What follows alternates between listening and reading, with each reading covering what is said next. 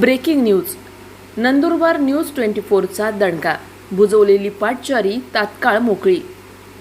शहादा तालुक्यातील पुरुषोत्तम नगर येथील साखर कारखान्यातून निघणाऱ्या दूषित मळीच्या वाहतुकीसाठी तयार करण्यात आलेली पाटचारी बेकायदेशीररित्या बुजवल्याचा प्रकार समोर आल्यानंतर नंदुरबार न्यूज 24च्या बातमीचा जोरदार परिणाम दिसून आला आहे.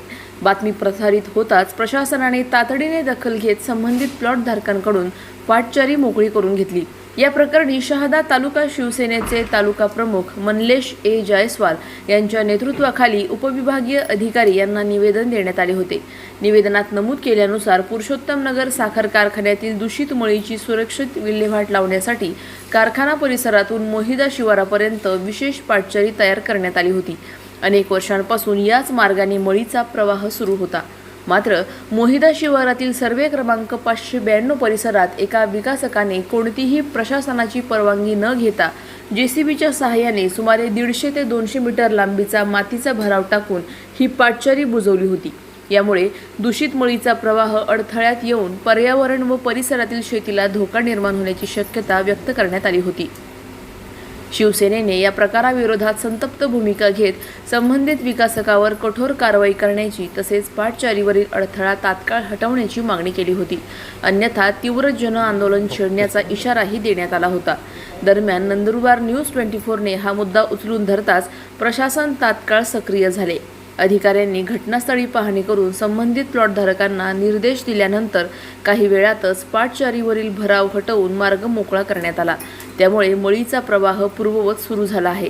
या घटनेमुळे स्थानिक नागरिकांनी समाधान व्यक्त केले असून माध्यमांच्या प्रभावी भूमिकेमुळे प्रशासन हलले अशी प्रतिक्रिया व्यक्त केली जात आहे. तसेच भविष्यात अशा प्रकारांना आळा घालण्यासाठी कठोर कारवाईची अपेक्षाही नागरिकांनी व्यक्त केली आहे.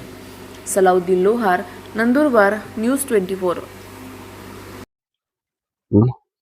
शहादा शहराजवळील मोहिदा शिवारातील 592 या सिटी सर्वे नंबर मधील विकासकाने कारखान्यातून जी दूषित मळी निचरा करण्यासाठी आणि वाहण्यासाठी जी पाटचारी तयार केलेली होती त्याच्यावर सरसर अतिक्रमण करून आणि बेकायदेशीररित्या तिला बुजवण्यात आलेली होती.